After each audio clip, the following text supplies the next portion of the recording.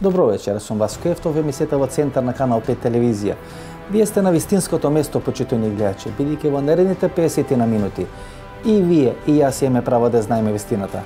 Тема за вечерва сите сценарија за формирање на нивната македонска влада и улогата на странските служби и на странските амбасади во тој процес.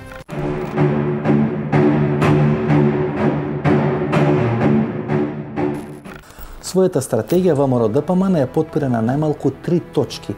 Првата точка е да се оди на локални избори во првата половина на месец мај оваа година и на тие избори врз база на партиската инфраструктура со која располага ВМРО-ДПМН, таа партија да победи на тие локални избори. Втората варијанта е да се одржат во исто време локални и предвремени парламентарни избори.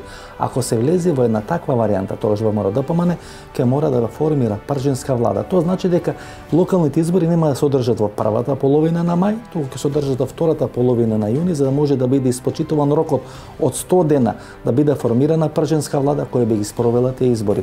И третата варијанта е да има редовни локални избори кои би ги спровела владата на Емил Димитриев, што значи дека не би требало да биде формирана нова влада, а да има предвремени парламентарни избори некаде во септември-октомври оваа есен.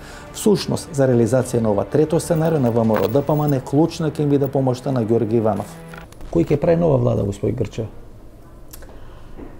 Ќе има обиди за правење на влада и мислам дека веќе се дефинираат работите, дека Социјалдемократскиот сојуз е решен да направи влада, видовме по секоја цена. Само нив им одговара во моментот. Само и нив им одговара во овој момент и партнери се разбира мора да бидат Дуи во игранкава, нема друг сигурен партнер за Социјалдемократскиот сојуз. Или едно крило на Дуи, кое се плаши дека ќе ги изгуби локалните избори. Локалните избори. И мислам дека и Алијансата ќе влезе во таа игра. Добро, Алијансата и беше направена, да. Тие што беа незадоволни од Дуи, за да може да ги добие две фракции на своја страна. Едно незадоволни од Дуи и други незадоволни од ДПА. Значи, од две фракции е направена Алијанса. Бидејќи нашите гледачи веројатно не се сеќаваат. 2013 година има избори во општина Струга. Тога се македонските партии споени, СДСМ и ВМРО, имаат заеднички кандидат. Кандидати против македонските партии се господинот Села и господинот Лабуништа. Господинот Лабуништа тогаш беше кандидат на Дуи, сега е во партијата Беса. Села беше кандидат на ДПА. Да. Во вториот круг влага Села, иако Лабуништа и Села има заедно студирано медицина во Тирана, дури биле и цимери.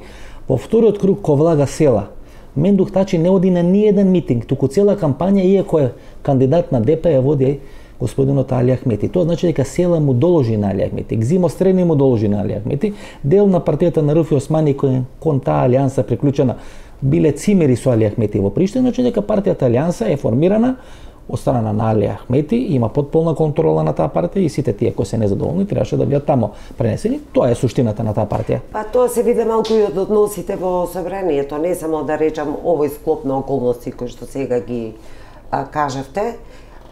Кога колегата Зулфија Дили од Дуи се отцепи, значи премина во унитети на сред мандат, се тргна, не можев да видам апсолутно никаков анимозитет кон него, како на човек кој што го земал мандатот од Дуи и го предал на нова една партија Унитети. Сега Унитети е фактички дел од Алијансата. Тоа беше очигледно.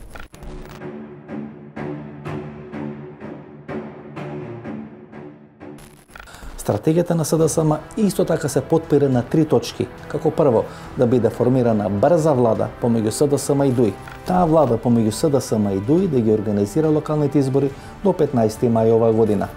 По завршувањето на локалните избори и евентуалниот успех на СДСМ на тие избори, партијата да побара предвремени парламентарни избори есента оваа година и на тој начин да биде формирана пржинска влада во јуни-јули кој би можела да ги спроведи тие избори. И што сега? Кој сега сака да формира, кој не сака да формира влада? Нема што сега. Сега кај нас се создаде проблем поради фактот што имаме празнина. Нашиот устав ги регулира првите 30 дена по конституирање на собранието. И после тоа, останатите устави во светот, еве ние ги анализиравме балканските устави, пропишуваат процедура, што понатаму. Кај нас имаш конституирање на собрание, па 10 дена мандат во кој што председателот го дава мандатот на тој што има мнозинство во собранието или на тој што е најблиско, бидејќи мнозинство ако подразбере 61 нема никој. Така. И потоа имаш 20 дена во кој што мандатарот треба да оформи влада. И после тоа имаш кратер, имаш дупка. Ништо. Нема ништо. Дупка поголема од онаа во Сибир од метеорот од 907 година.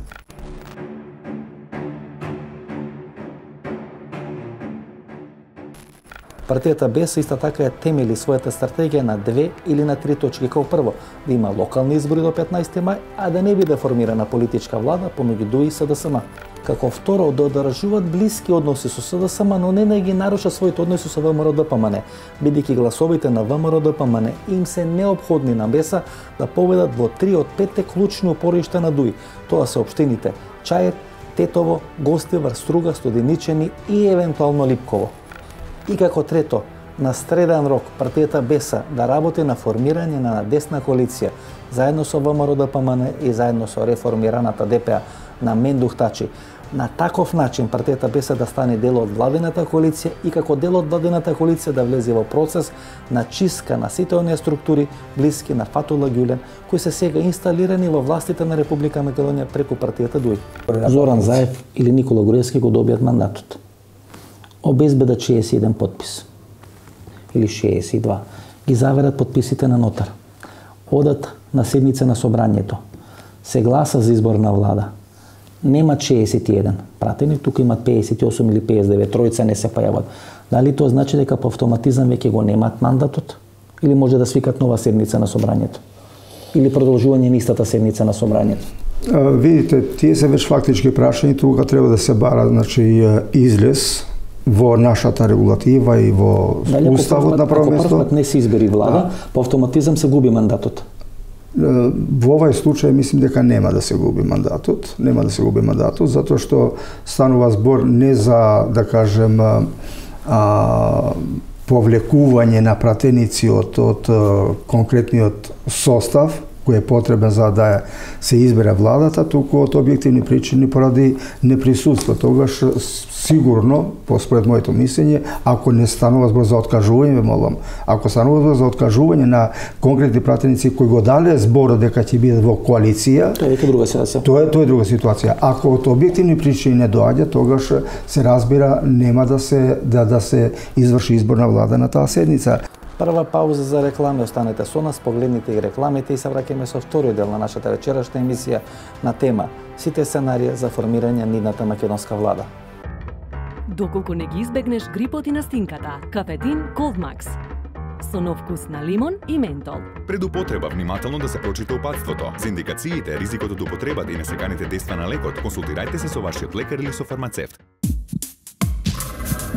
Кардиопирин, гастрорезистентни таблети, се употребуваат за превенција од миокарден инфаркт, васкуларна тромбоза и од мозочен удар. Таблетите Кардиопирин ја намалуваат појавата на несакани гастроинтестинални дејства. Кардиопирин, чувар на вашето срце. Пред употреба внимателно да се прочита упатството. За индикациите, ризикот од употреба и несаканите дејства на лекот, консултирајте се со вашиот лекар или фармацевт. Врвот на светската медицина и во Македонија, патентиран во САД, студиски потврден на Penn State Универзитетот во Харвард, произведен во Германија. ЦХ од Гелита, Германија, за здрави коски, тетиви, лигаменти и менискус. Не секој алфа е и ЦХ. Барајте го оригиналот ЦХ, барајте стриктно од Гелита. Не секој алфа е и ЦХ. Избегнувајте фалсификати, барајте оригиналната ЦХ.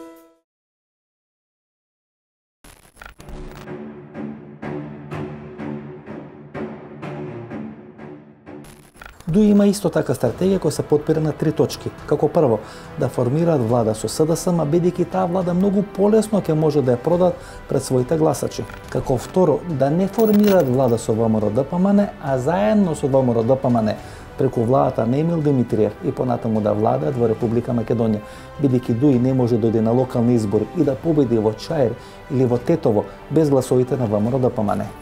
И како трето, партијата Дуи ќе се соочи со сериозен предизвик како да ги врати албанските гласови на свое конто кои на изборите на 11 декември отидо на контото на СДСМ, а во исто време да се одбрани од сите тие напади против Сорос и против Фатула Гюлен, бидејќи навистина партијата Дуи е единствената партија во Република Македонија каде што се инсталирани овие две структури. Ако во СДСМ е инсталирана структурата на Сорос, во партијата Дуи се инсталирани луѓе и од Сорос и од Фатула Гюлен, и тоа прави многу нестабилна позицијата не само на Дуи, туку и на Али Ахмет.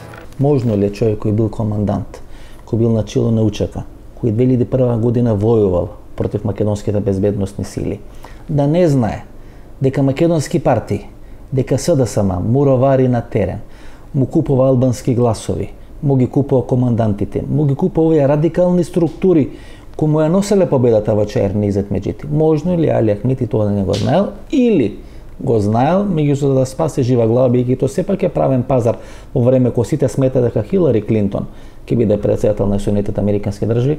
Можно ли Али Ахмет тоа да го знаел, а сепак да се пазарел за да може да се спаси од одредена политичка екзекуција?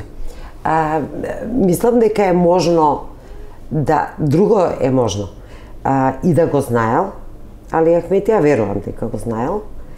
Мислам дека она негова органска поврзаност со американците и со странскиот фактор го принудувала да молчи. Значи, до толку е јака таа врска, што на дугме, на копче. се подредува на тие односи.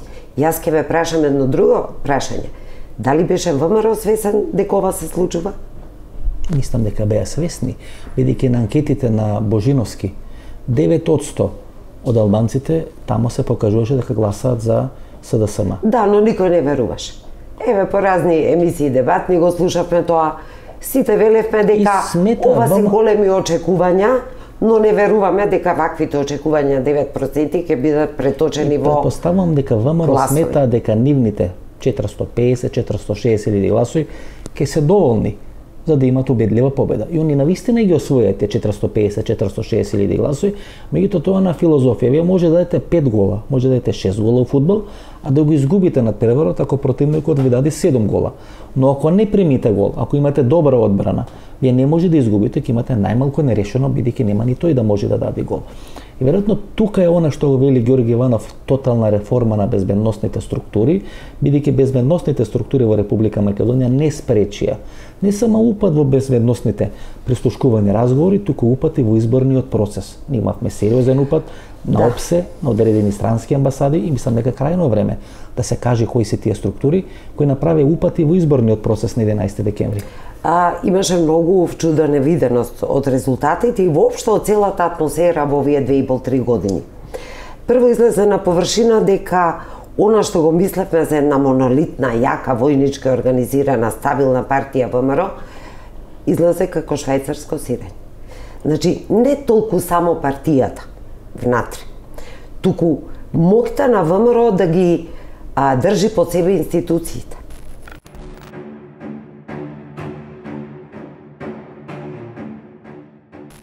И петтиот фактор е Ѓорги Иванов, кој може да биде клучен фактор на македонската политичка разврска, бидејќи во овој момент, дали го сакаме или не го сакаме, Ѓорги Иванов е единствената институција во рамки на Република Македонија, која функционира во полн политички капацитет. После средбата со Јоханес Хан, кабинетот на Ѓорги Иванов издаде соопштение во кое се потенцира дека Ѓорги Иванов ќе инсистира на 2 точки при формирање нивната македонска влада, да биде запазен унитарниот карактер на Република Македонија. Втората точка која е исклучително битна, почитувани гледачи, Ѓорги Иванов најавува чистка во безбедносните структури на Република Македонија. Што тоа подразбира? Тоа подразбира 3 работи.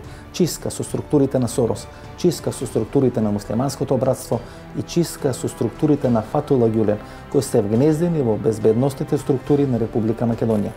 Одредени истраги кои имат направено луѓе блиски на Ѓорги Иванов или безбедносните структури во рамки на Република Македонија покажуваат дека сопругите на најмалку 10 високи офицери и старешини на управата на безбедност и контраразузнавање се вработени во мокни клучни амбасади во Република Македонија. Например, сопругата на началникот на управата за безбедност и контраразузнавање е вработена во американската амбасада. Сопругата на началникот кој е задолжен во рамките на УБК за следење на државите членки на Југоисточна Европа исто така е вработена во американската амбасада. До неодамна сопругата на вториот човек во петата управа кој е задолжен за прислушкување беше вработена во СОРОС. Тоа покажа дека безбедносните структури на Република Македонија се пробушени како швајцарско сирење. Ако во наредни 10 дена не се јави никој и рече јас имам како мандатар 61 подпис, што правиме? Видите, овде има сега една друга определба и тука и треба да се толкува уставната одредба. Ако политичките партии, било кој, обезбедат, ве молам, 61 пратеници. Не, золам, ако не обезбедат, ако наредни 10 дена, наредни 15 дена, ниту една политичка партија не се јави дека има обезбедено мнозинство. Тогаш кај нас ќе се појави владина криза и парламентарна криза. Мора да се оден предвремени избори. Во таква ситуација. Тогаш треба да заседава парламентот, формално мора да биде избран председател на парламентот и повторно со оглед дека парламентот политички орган да се продолжи со политички диалог како од ова криза. Ќе имаме значи владина криза затоа што немаме влада, а при фактот дека имаме владина криза, дека немаме влада, тогаш кризата му се препишува и на парламентот.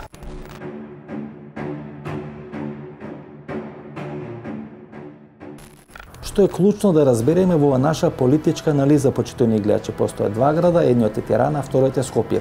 Во Скопје се стационирани силите кои се лојални на Тајип Ердоган или на турската официјална политика. Во Тирана е центарот на структурите на Фатула Ѓулен и структурите на Сорос. Во овој момент преку Тирана се влие на политичката разврска во Република Македонија. Од друга страна, структурите блиски на Тајип Ердоган сака да го спречат имплементирањето или влијањето како на Фатула Ѓулен, така на Сорос на македонската политичка сцена. На 10 февруари, значи некаде пред 4-5 дена, во неочекувана посета на Тирана допатува новиот шеф на ЦИА. Тој имаше средби како со Тајип Ердоган, така со свој турски колега. На тие средби се разговарало за Ирак и за Сирија, меѓутоа да не се лажеме. Се разговарало како на Балканот да бидат исчистени кадрите на Сорос и на Фатула Ѓулен. Веројатно предмет на интересирање и на разговор била ситуацијата во Република Македонија. Тоа нас не навестува бурни политички разврски. Ќе видиме во наредниот период каде ќе одат сите тие процеси.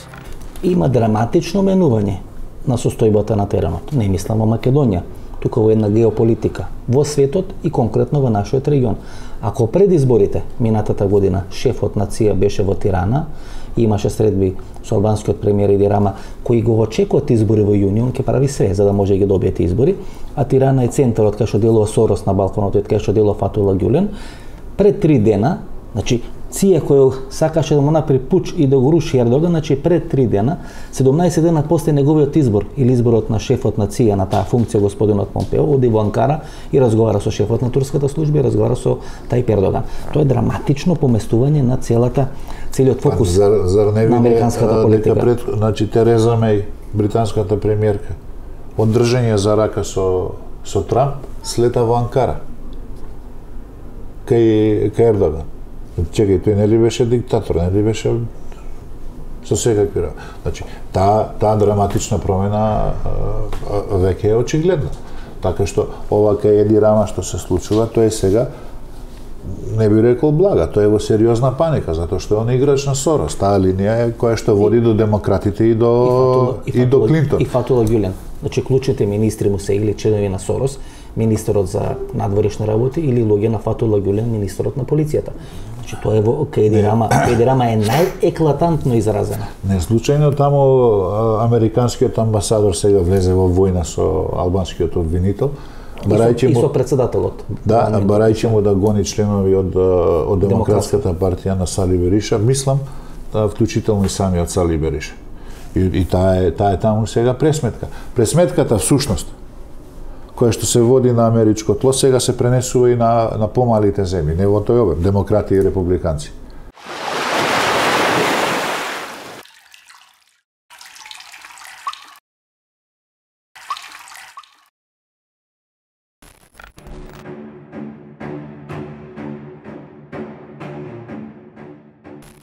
Првичните контакти помеѓу Фатула Гюлен, кој се смета некоја исламистичка или муслиманска варијанта на делувањето на Џорџ Сорос и господијата Хилари Клинтон, се воспоставени во текот од 1999 година, значи кога е НАТО бомбардирањето на територијата на тогашна СР Југославија. Тие првични контакти подоцна произнесуваат или носат до одредена блиска соработка помеѓу структурите на Фатула Гюлен и господијата Хилари Клинтон, за да не биде откриено од американските даночни и финансиски власти. Помошта на Фатула Гюлен на адреса на Хилари Клинтон оди преку неговите приврзаници. Тоа има еден цел спектар на приврзаници кои помагаат во политичката кариера на Хилари Клинтон преку уплаќање на одредени мали донации кои се некаде во вредност од 5 до 10.000 американски долари. Првата поголема сума која луѓето на Фатула Гюлен ја оплаќаат на сметка на Хилари Клинтон е некаде од 2009 година, или поточно 1 април 2009 година, како што може да се види од документите кои се објавени од страна на Wikileaks. Станува збор за господин Гохан Озро, кој ги уплаќа тие средства во висина помеѓу 500.000 долари и 1 милион американски долари.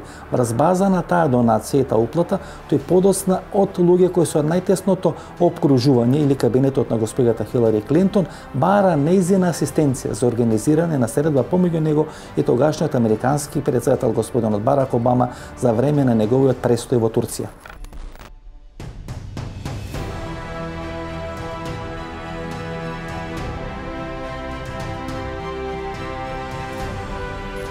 И еве како изгледа документот преку кој може да се уплаќат средства на сметка на кампањата на господијата Хилари Клинтон, или како може да се уплаќат средства на сметката за кампањата на господијата Хилари Клинтон. Според сите информациите располагала со 4 или 5 невладени организации преку кои ги собирала тие средства кои биле неопходни за незината политичка кампања и незината политичка кариера. Можете у тарифи да победите тоа? Нема шанса. Во сегашна политичка констелација. Мислите, ако одат во заедно со Социјалдемократскиот сојуз? Нема шанса. Мислите дека Изет Меджити може да победи Чајр? Нема шанса. Па гледате, Тетово и Чајр биле бастиони на сите радикални структури, муслимански, исламски, кои функционираат на територија на Република Македонија. А дали мислевте дека СДСМ може да добие толку гласови во Чајр? Допред 3 месеци, дали тоа го мислевте? Добија преку Чаушо, добија преку те исламски радикални структури. Некој друг Чауш нели може да се појави до локалните избори? Зашто не мислите дека таа режија ќе продолжи на локалните избори? Глобалните процеси се малку поинакви. Ако допред 7 месеци тие радикални исламски гласови биле посакуван партнер на Хилари Клинтон, сега новиот претседател, господинот Трамп, има проблем со тие исламски гласови и со таа исламска структура и дека прави све таа исламска структура да ја исфрли на маргините на политичките процеси. Тоа се трендовите во светот. Не мислам дека Македонија толку мокна да биде исклучок од тие трендови. Да, ама знаете што значи инерција? Значи додека траат овие балкански проекти, додека не дојде до комплетен шифт на таа администрација, што не сум ни сигурна дека ќе дојде во однос на Балканот толку брзо, тие имаат поголеми приоритети. Мислам дека по инерција некои работи овдека ќе се одвиваат. Јасно е дека проектот американски беше да се ВМРО, да се намали неговата моќ и пред се да го трнат господинот Груевски. Значи, не мислам дека Трамп сега ќе оди контра тој проект. Зошто не мислите дека тој проект ќе биде продолжен и на локалните избори? Може би рефлексиите на промените во оваа администрација ќе дојдат, но ќе дојдат многу подоцна, не сега. Како ќе биде формирана? Може би за следните парламентарни избори. Како ќе биде формирана таа влада? Многу тенка, многу слаба. СДСМ има 49 гласа. ДУИ има 10 гласа. Добро, до 62 ќе Алијансата има 3. 62. Вие сте сигурни дека СДСМ може да има контрола на Ферит Мухич? Не, апсолутно не сум сигурна. Ферит Мухич беше тоа ќе биде многу привремена и многу нестабилна влада. Значи Ферит Мухич беше донесен во СДСМ за СДСМ да има линк кон партијата Беса. Ферит Мухич е близок пријател и избор на поранешниот министер за надворешни работи на Република Турција. Ако Турција ги спроведе до крај своите реформи и да има претседателски систем, Тајип Ердоган да биде претседател, господинот поранешен министер за надворешни работи ќе биде заменик претседател. Тоа е линкот кој партијата Беса го има со Турција. Ферит Мухич требаше да биде линк помеѓу партијата Беса и СДСМ. Ја не мислам дека СДСМ може да има целосна контрола на Ферит Мухич. Гледате, од еден човек може би да виси. Колку луѓе во партијата ДУИ може да контролира Муса Џафери и крилото на Муса Џафери? 1, 2, повеќе од 3. Знаете, ако тута Рифи може да направи пресврт со Невзат Бејта и може да направи пресврт со Изет Меджити, можеме да претпоставиме каков пресврт може да направи Муса Џафери со целата таа своја структура, со логистика. Да не забораваме на претходните избори, значи тоа се 2014 година, Муса Џафери е големиот победник на изборите бидејќи дуи постигнува историски резултат во петта изборна единица. Тоа Муса Џафери го има одработено на терен. Значи целата таа логистика, пари, служби и така натаму стојат зад Муса Џафери. Знаете, не мислам дека е така црно-бела ситуацијата. Мислам на господинот Давутоглу, нели, него кажа името се зема предачите, пранешниот министар за надворешни работи на Турција. Не е црно-бела, дуи ќе го чека еден болен процес, апсолутно болен процес. Може би ќе се саможртва, бидејќи водите сметка локалните избори се многу клучни и ВМРО е многу појак на терен во Западна Македонија, онаму каде што тие очекуваат градоначалници. Досега ВМРО ги прелеваше своите гласови кај Дуи. Сега тоа ќе го нема. Рачунете турски гласови. Тоа ќе го нема, апсолутно ќе го нема. Посебно во Чаир. Посебно во Тетово турски гласови. Ќе повторам. Торбешки не гласови. Постои жртва што нема Дуи да ја поднесе во моментот, ако знае дека утре како што СДСМ беше дел од проект, дека и они ќе бидат дел од некој проект каде што ќе ги воскресат. Ја не мислам дека Дуи има толку контрола да влезе во еден таков инженеринг, посебно во општини како што се Тетово, Чаир, Студеничани, Липково, евентуално Струга. Значи тама е битно да влезе некој од партијата Беса или некој друг кој е против кандидат на Дуи во втор круг. Дуи ги губи тие избори.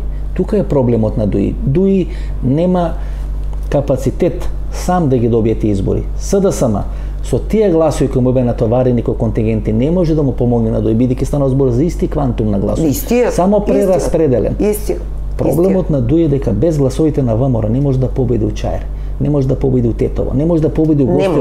Тука е проблемот на... Не може да победи и локалните избори мислам дека ќе бидат уште полоши од парламентарните за Дуи од Дуи не за влада, само за Скопје, за Коце Трајановски ако оди на трет мандат. Тука Дуи може да му помогне на ВМРО ДПМН, инаку друго место кај што Дуи може на локални избори да му помогне на ВМРО нема.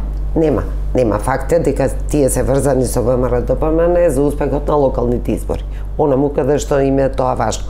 Но мислам дека ситуацијата, овој пресврт на кој што бевме сведоци, во последен момент, за кој што не бевме свесни никој да се разбереме, не 9% анкети, никој не знаеше дека ваков контингент на гласови ќе се слее на Социјалдемократскиот сојуз. Мислам дека ако продолжи по инерција да се одвива овој проект, ќе се најде начин да се ревитализира Дуи, ако Беса не е во жижата на некакви поголеми меѓународни интереси. Инаку постои опасност по Дуи дека ќе биде прегазена од Беса многу брзо.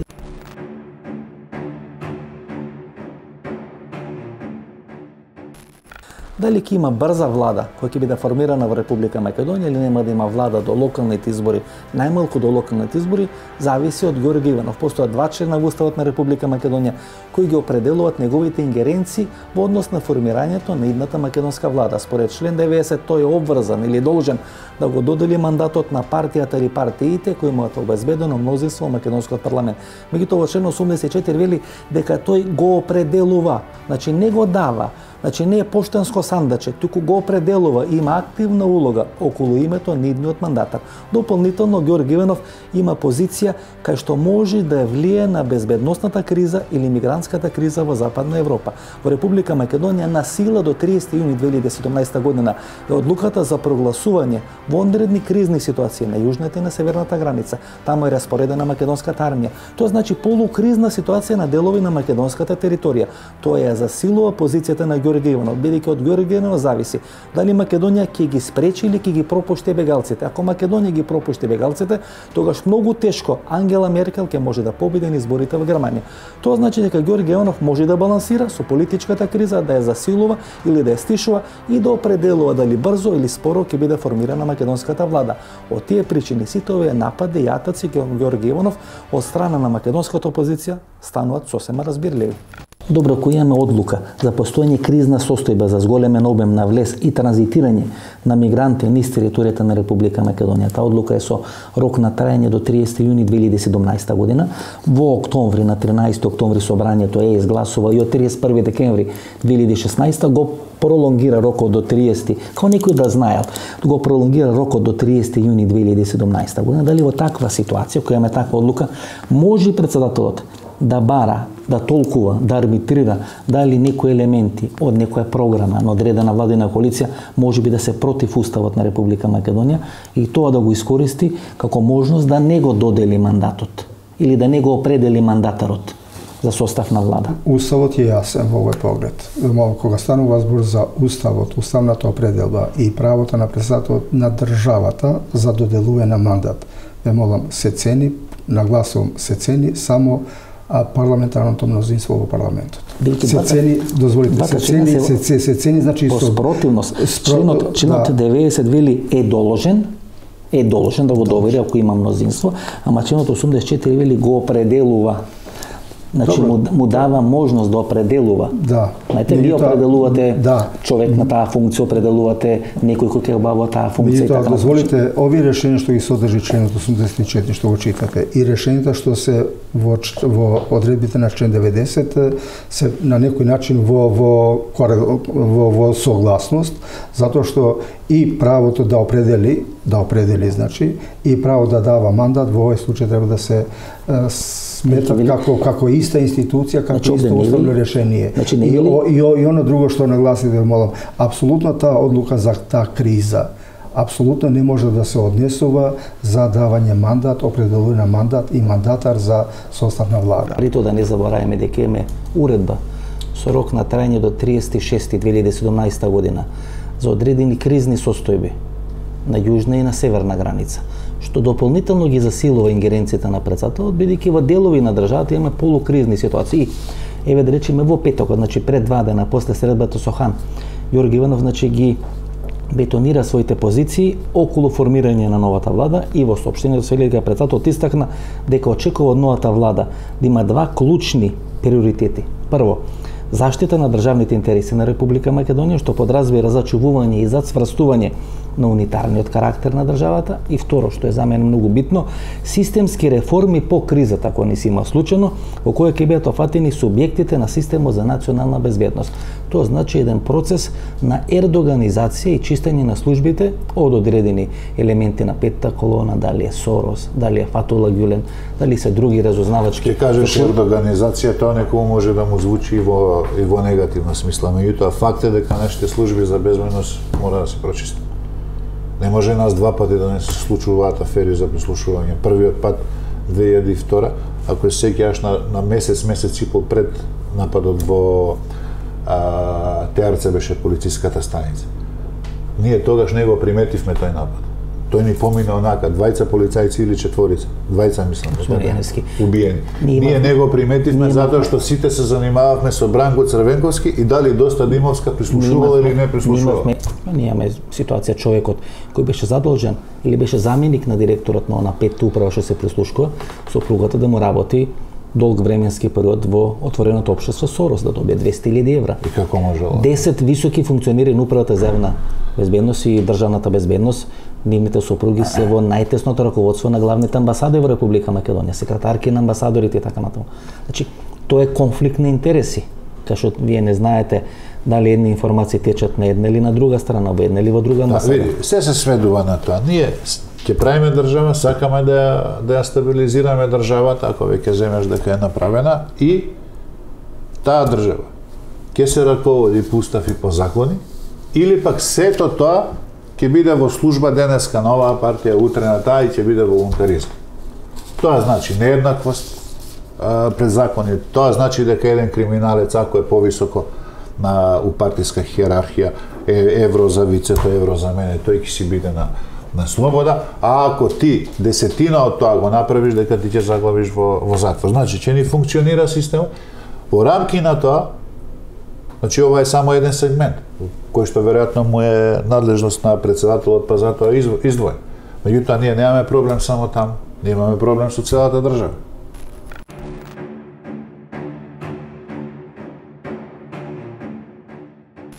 Што ќе биде и каква ќе биде иднината на СЕО, веројатно е клучниот ребус на македонската политичка сцена. Ако не постоеше факторот СЕО, тогаш ВМРО-ДПМН воопшто немаше да размислува за формирање на брза влада со ДУИ или некоја евентуално слична политичка коалиција, бидејќи ако не постоеше СДСМ, немаше да постои опасно за апсење на одредени високи функционери на партијата ВМРО-ДПМН. Од друга страна, СДСМ по секоја цена ќе сака да биде формирана влада која ќе може да го инсталира СЕО како уставна категорија во рамки на правната рамка и функционирањето на Република Македонија. Бидејќи во моментот над СЕО лебди баучот да биде укинат. Предметот за оценување на уставноста на СЕО се наоѓа во рацете на уставниот судија господин Јосифовски. Тој пред 10 години беше председател на Државната изборна комисија. Како што сега стојат работите, постојат огромни шанси СЕО да биде прогласено како неуставна категорија. Затоа СДСМ по секоја цена сака брзо да формира владата со ДУИ, за да може СЕО да го вгради во таа институционална и правна рамка на делување во Република Македонија. Клучен проблем на ВМРО. Како би одел, условно речено, хипотетски во опозиција, кога баучот на СЕО им виси над глава? Над глава. Тука е проблемот на ВМРО. Тоа е голем проблем. Би некој да не е СЕО, ВМРО би одел неколку месеци во опозиција и со дуплиран без малку рейтинг би се вратил на политичка. Да, сега тие грчевите се борат да останат во било каква коалиција. Кога се зборуваше гласно дека... Два проблеми има. СЈО и албанските гласови кај СДСМ. Тоа е проблемот генерално. Да, проблемот генерално. И веројатно тоа е дел од проблемот и на Али Ахмети. Да. И тие два проблеми ги врзуваат Никола Груевски и Али Ахмети. Сака да ги решат. Проблемот на СЈО, бидејќи проблемот на СЈО се заканува и кон Али Ахмети. Најголем губитник на бомбите на Зоран Заев беше токму Али Ахмети. Од друга страна, албанските гласови нема возможие на ВМРО-ДПМН да има убедлива победа од 7 до 10 пратеника како што се очекуваше, туку е само 2 пратеника. И на трета страна Али Ахмети ги изгуби тие албански гласови. Ако направиме математика, ќе се види дека гласовите на ДПА во најголем дел преминаа на страна на БЕСА, а гласовите на ДУИ кои се земени премина на страна СДСМ. Тоа е математиката која се прави од изборните анализи. Тоа е математиката. Но сепак, рековте 450.000 гласови имаше ВМРО. Сепак се тоа цели 30.000 гласови помалку од нивното гласачко тело во 2014 година. Тоа се цели 3,5 пратеници. Па тоа јас мислам дека се претежно ромски гласови, турски гласови, сиромашна структура една која се купувани гласови, бидејќи видите, да, се слушаше дека на терен се случуваат разликата која ВМРО ја имаше, многу тесна разлика во трета и четврта изборна единица, укажува дека некој им влегол и во нивните контингенти на гласови. Влезено и во нивните контингенти, се гледа и од бројките. Се зборуваше и од терен, луѓе известуваа за такви случувања, меѓутоа тоа е евидентно и кај нив. Значи, они се оштетени од самите себе. Не само од овие прелеани албански гласови што се на кај Социјалдемократскиот сојуз. Ако нам што сме горе-долу периферно во политиката врзани, ни беше изненадување овој резултат, тогаш не очекував дека и за ВМРО ќе биде такво изненадување. ВМРО беше затечен со ваквиот резултат.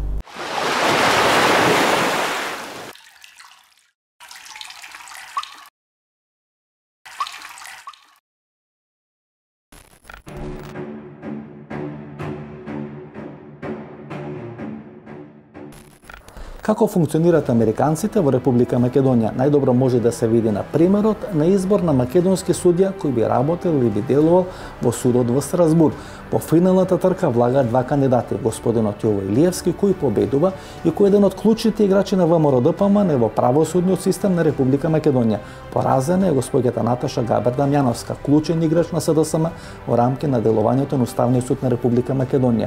Ако ВМРО-ДПМН дозволеше Габер Дамјановска да победи и да стане членка на судот во Страсбург, ќе имаше можност да репрезентира или да избери нов судија во Уставниот суд од незините или од редовите на таа партија. На тој начин ВМРО-ДПМН ќе го засилеше и така своето силно влијание во структурите на Уставниот суд. Ако го погледнете политичкиот и животниот бекграунд на госпоѓата Габер Дамјановска, тој е импозантен. Незиниот брат, господинот Виктор Габер, беше амбасадор на Република Македонија во Италија и во Австралија во мандатот на СДСМ. Внуката на госпоѓата Габер Дамјановска, Ина Сентич Габер, е сега директор на агенцијата Прогрес или агенција која е под контрола на СДСМ. Свекорот на госпоѓата Габер Дамјановска или таткото на незиниот сопруг, полковникот Ристо Дамјановски беше министер за одбрана во првата експертска влада на Република Македонија. Тој е човекот кој одби да ги спроведува одлуките на македонската влада и не сакаше да се конфронтира со одлуките и делувањето на ЈНА во Македонија во периодот 91-92 година. Се сеќавате како е формирана првата техничка влада или експертска влада? ВМРО ДПМН предлага 4 кандидати, Киро Глигоров избира свој кандидат. Првично е разговарано со Никола Узунов. Никола Узунов не го прифаќа мандатот, покојниот академик Никола Узунов, и се доделува мандатот на академик Никола Клюсев. Значи Киро Глигоров не само што определува, не само што бара програма која во согласно со уставот, туку надвор од политичката волја, надвор од изборната волја на граѓаните, определува која ќе биде експертската влада. Ите, ние сега говориме дали Георги Иванов бил во права за ова или во права за оно, но кога се свртиме наназад, како се однесувале председателите, посебно Киро Глигоров, по еден дел од својот мандат, збориме за првиот мандат кога избран, и тоа не на непосредни избори. Од страна на собранието, Киро Глигоров е тогаш избран од страна на собранието, значи нема непосредни избори кај што го има добиено директно мандатот од граѓаните, туку го има добиено мандатот од пратениците, значи не само што арбитрира, туку е наметнува својата волја. И се гледа за Глигоров е тоа дозволено, за Иванов е недозволено. И јас мислам дека ако не е дозволено за Иванов, не требало да биде ни за Глигоров. И обратно, не можеме да имаме двојни аршини. Па не знам, тоа е сега фактичко прашање дали е така, баш како вие што велите дека тој бил заинтересиран и за програмата и бил инволвиран како да биде изготвена програмата. Лучо Георгиевски излезе и кажа, ние понудивме 4 кандидати. Ако не се лажам, нивни фаворит беше господин Клепавцов, кој беше па министер за сообраќај и транспорт во таа влада. Таму беше и Костурски, таму беа неколку тогаш видни ВМРО-вци. Тогаш председател бил заинтересиран за составот на владата. Не се исклучува како можност. Меѓутоа по однос на програмата не верувам дека има таква можност и да има такво влијание да се, да кажем, инволвира неговата мисла, неговата волја како треба да изгледа програмата на владата. Добро, професор. Тоа е значи фактички прашање. Но и да има такви случаи, да молам, тоа не се оправдува дека може сега наредите председатели најсначи да постапуваат.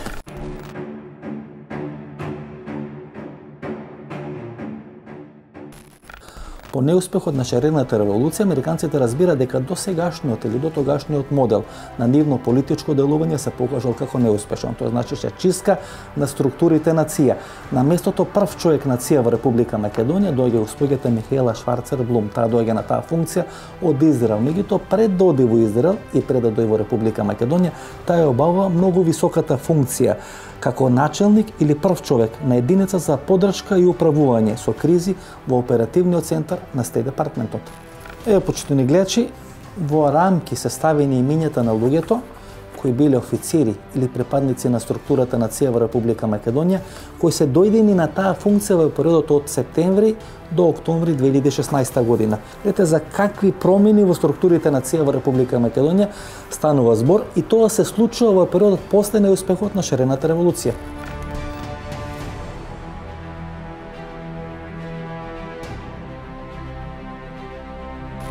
И уште еден документ, почитувани гледачи, кој го определува делувањето на госпоѓата Елизабет Фелпс Фили, која спомнавме во венатата емисија, која е начело на структурите на ОТИ кои делуваат во Република Македонија. Тоа е организација во рамки на USAID која делува на брза политичка транзиција во државите кај што делува, конкретно во рамки на Република Македонија. Незиното име не може да го најдете во списокот на дипломатски представници на Соединетите американски држави кои делуваат во рамки на Република Македонија. Зошто? Бидејќи за незиното делување е побарана топ секрет сертификација или топ секрет сертификат за да може да делува во Република Македонија. И тука се поставува прашањето: зошто одредени службеници на USAID кои делуваат во Република Македонија имаат потреба од топ секрет сертификати за делување?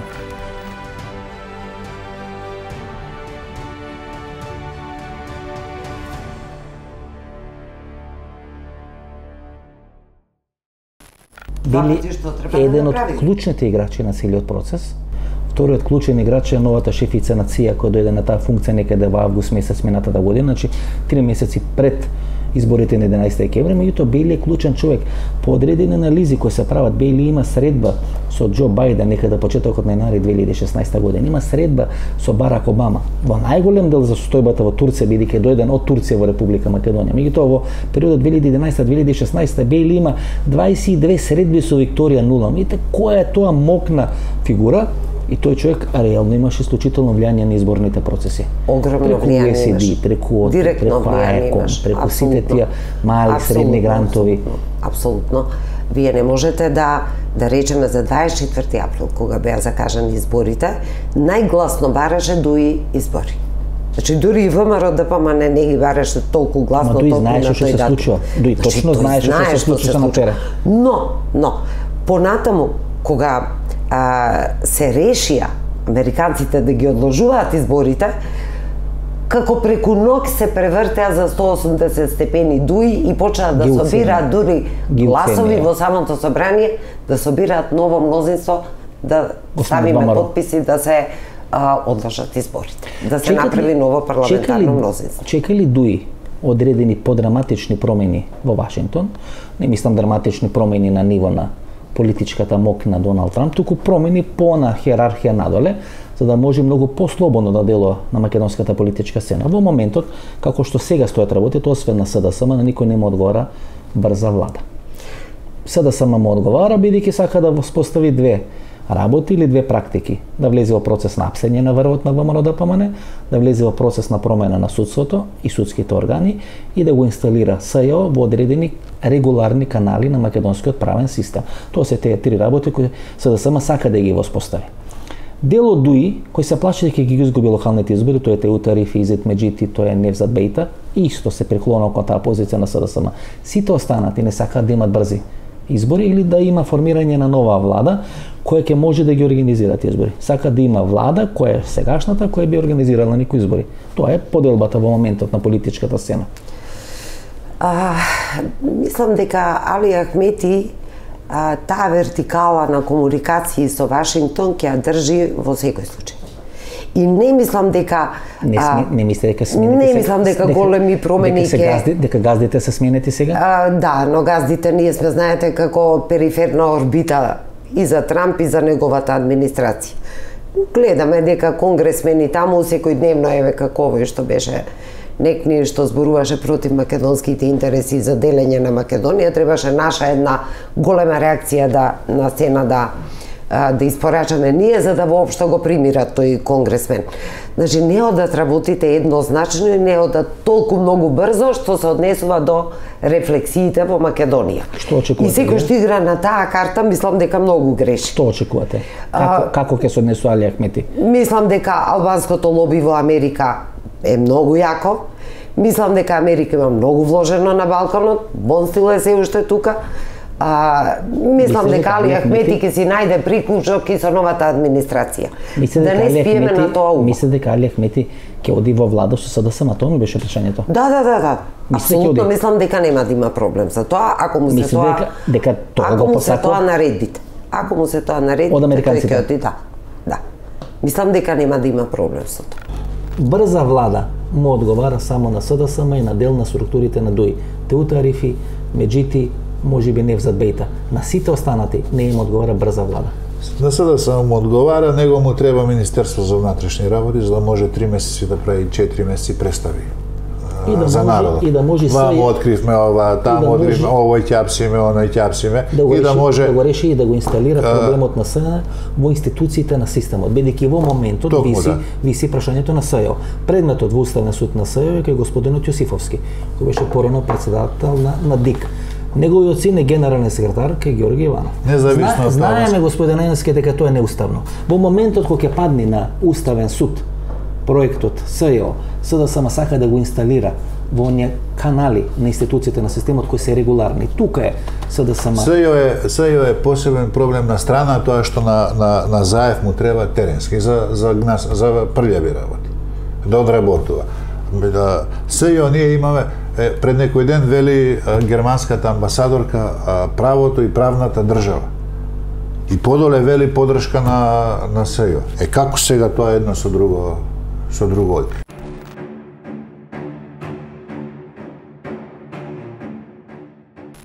Делувањето на партијата БЕСА, бидејќи се смета дека за таа партија стои влијањето на Тајип Ердоган и поранешниот министар за надворешни работи на Турција господинот Давутоглу, е интересна како за странските разузнавачки служби, така и за мокните странски амбасади кои делуваат во Република Македонија. Првичните контакти со БЕСА да ја стават под своја контрола ги прави британската амбасада во Република Македонија. Првичната средба е одржана на 25 ноември 2015 година. На таа средба во седиштето на БЕСА оди заменикот на амбасадор на Велика Британија во Република Македонија, господинот Пол Едвардс, и политичкиот советник кој сега делува преку Приштина, госпоѓата Мија Мазрук.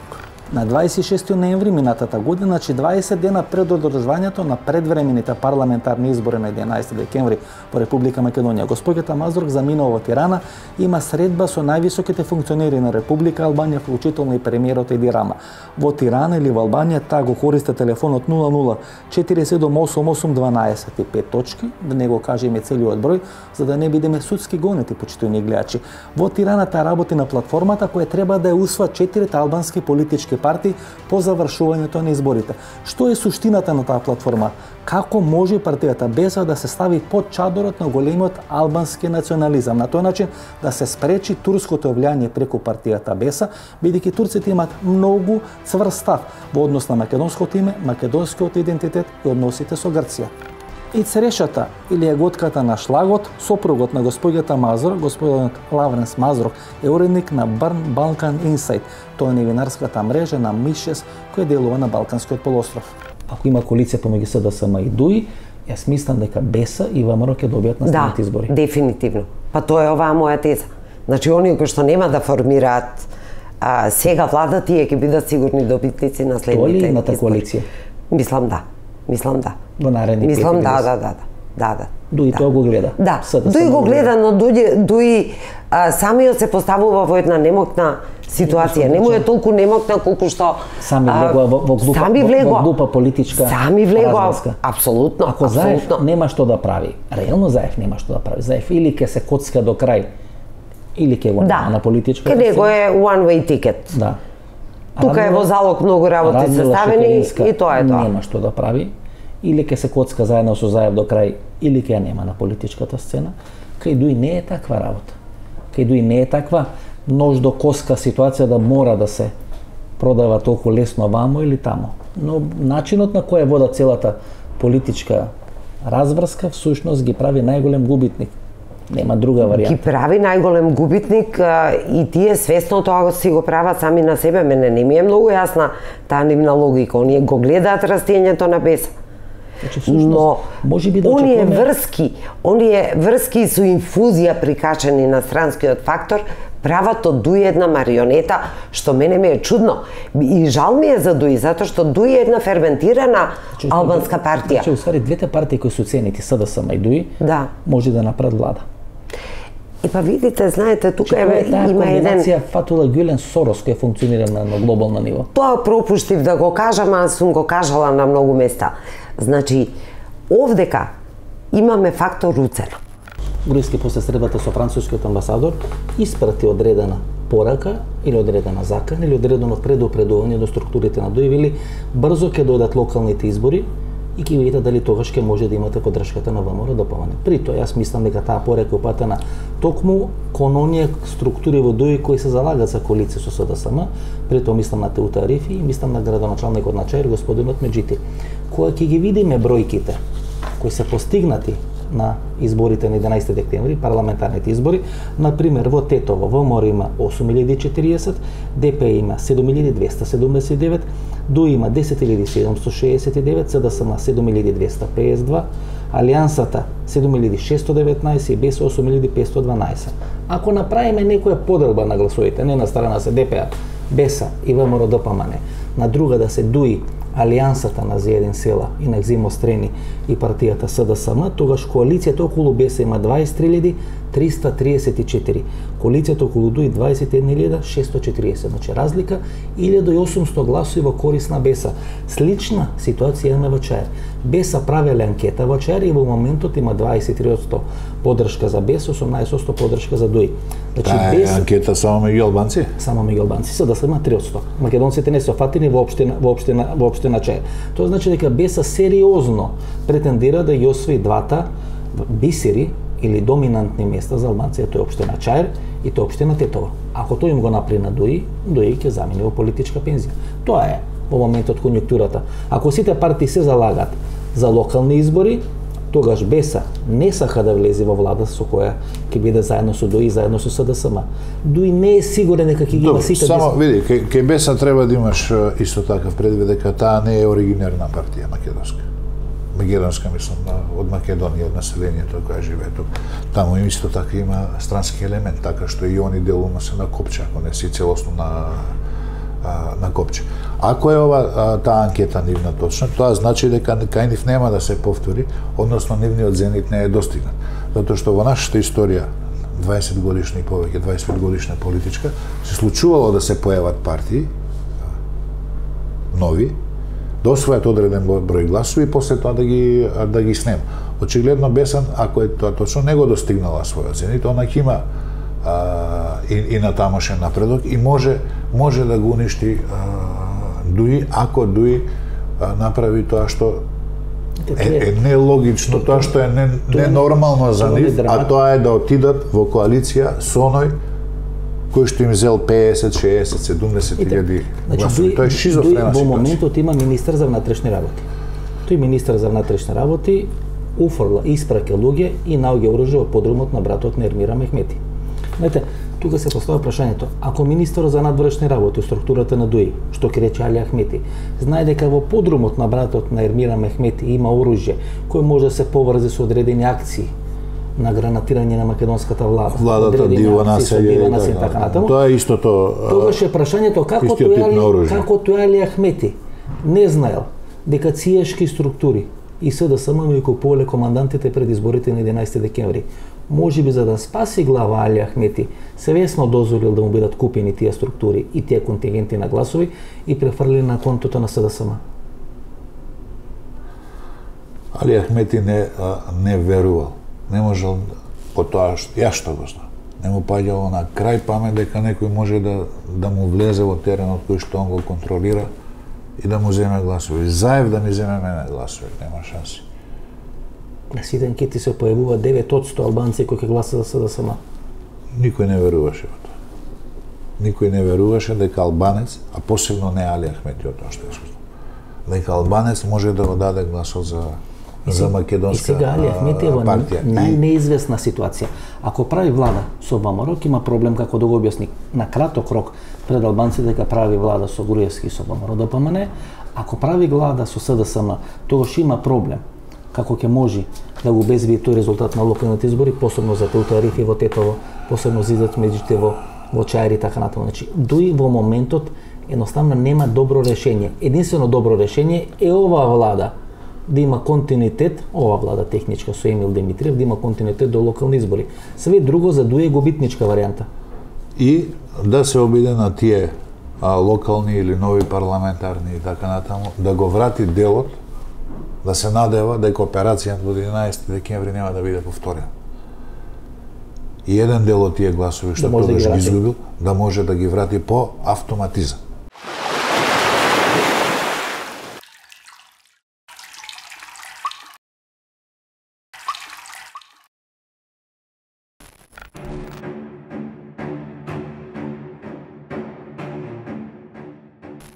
На 9 јанари 2016 година во 14 часот и 30 минути во Белата куќа средба со господинот Џо Бајден, тогаш на функцијата заменик председател на Соединетите Американски држави, има сегашниот амбасадор во Република Македонија на Соединетите Американски држави господинот Джес Бејли. Има 8 средби во изминатите неколку години со високи представници на Белата куќа. На тие средби, освен за ситуацијата во Турција, кај што тој е експерт, веројатно е разговарано и за тоа што треба да се прави со шарената револуција на територијата на Република Македонија. Не мислите дека ВМРО можеби нема интерес во моментот да формира влада со ДУИ, а ни ДУИ не може. Јас една работа кажав и стојам на тоа. Како Али Ахмети ќе ја продај приказната за коалиција со ВМРО? Тоа ќе биде многу тешко во албанскиот дел. Од друга страна, зашто ВМРО краткорочно би влагала ако сака предвремени избори, а на предвремени избори нема влада на ВМРО и ДУИ, како има пржинска влада, да прифаќа двојазично со ДУИ. Знаете, тоа се две работи кои едната и другата партија не ги сакаат на политичката сцена. И носат лош резултат. Но покажа една голема спремност да останат по секоја цена едните на власт, а другите по секоја цена да дојдат на власт.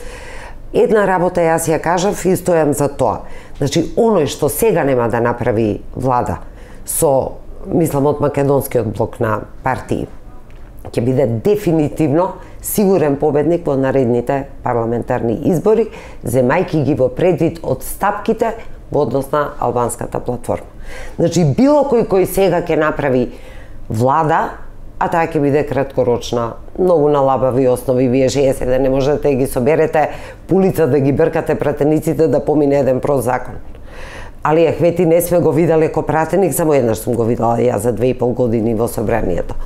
Значи, таа ќе биде и технички нефункционална и суштински нефункционална влада, према тоа оној кој што сега ќе реши во овој момент да ги жртва некој од своите позиции, не бидувајќи влада, дури и по цена на тоа да се стави на мета на прогона специјалното јавно обвинителство, дури по цена на тоа да извршат самите некој прочистување во своите партиски редови.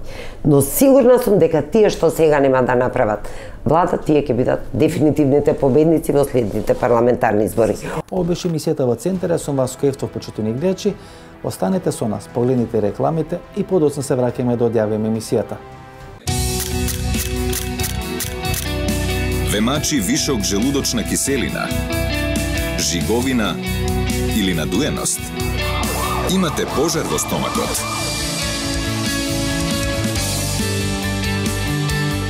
Гастрогард е брзо и безбедно решение за вашите стомачни тегоби. Изгаснете го пожарот во вашиот стомак. Гастрогард. Пред употреба внимателно да се прочита упатството. За индикациите, ризикот од употребата и за несаканите дејства на лекот, консултирајте се со вашиот лекар или со фармацевт. Доколку не ги избегнеш грипот и настинката, кафетин Coldmax. Со нов вкус на лимон и ментол. Пред употреба внимателно да се прочита упатството. За индикациите, ризикот од употребата и несаканите дејства на лекот, консултирајте се со вашиот лекар или со фармацевт. Врвот на светската медицина и во Македонија, патентиран во САД, студиски потврден на Penn State Универзитетот во Харвард, произведен во Германија. ЦХ од Гелита, Германија, за здрави коски, тетиви, лигаменти и менискус. Не секој алфа е и ЦХ. Барајте го оригиналот ЦХ, барајте стриктно од Гелита. Не секој алфа е и ЦХ. Избегнувајте фалсификати, барајте оригиналната ЦХ. Ова беше емисијата во Центар, сум Васко Ефтов, почитувани гледачи, вечера можете да последите нашето телевизиско досие на тема сите сценарија околу формирањето на идната македонска влада. Ние се гледаме идната недела во истото време. Пријатно вечер, Македонијо, каде и да си.